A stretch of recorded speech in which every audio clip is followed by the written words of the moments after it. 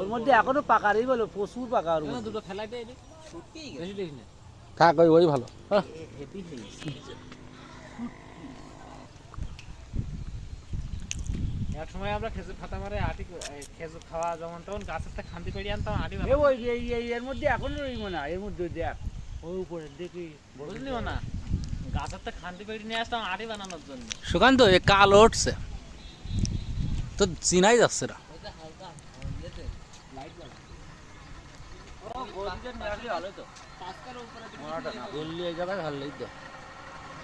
বললাম তো বাড়ি হচ্ছে থাকতো, বললাম চলো দিদির পরে ঘুরতে যাওয়ার। কালকে রাত্রে আসলে তো ঘুরতে হইতো।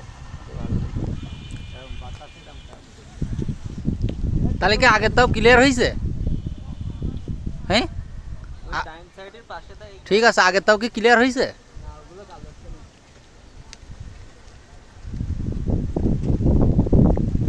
গাছ লাগাই সব যা খেজুর গাছে উঠি যাই।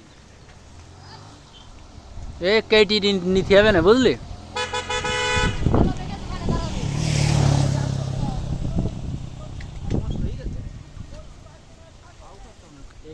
মিষ্টি বেশি ফুলা অনেক কিনে, আটে নরম দোকান করে দিলাম। ফুলা অনেক কিনে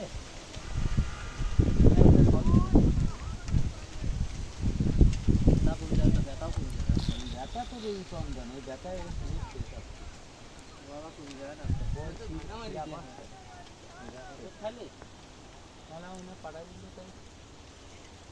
তোমায় আবার ইঞ্জেকশন মারতে হবে, তাহলে ঠিক আছে।